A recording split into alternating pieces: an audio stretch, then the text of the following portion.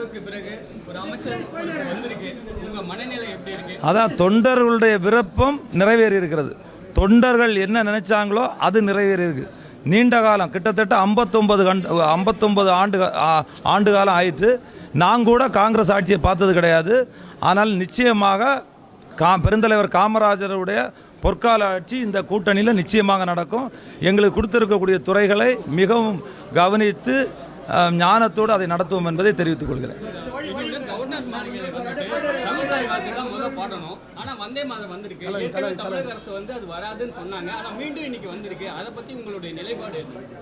இல்லை, அதில் நான் எந்த கருத்து சொல்ல விரும்பலை.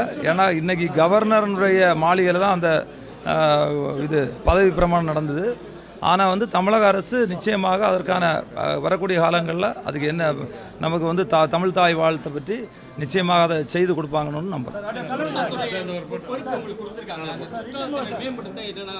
இல்லை, சுற்றுலாத்துறையை கொடுத்துருக்காங்க எனக்கு முதல் தடவை. ஆனால் எங்கள் மாவட்டமே ஒரு பெரிய சுற்றுலாத்தலம் உள்ள மாவட்டம் கன்னியாகுமரி மாவட்டம்.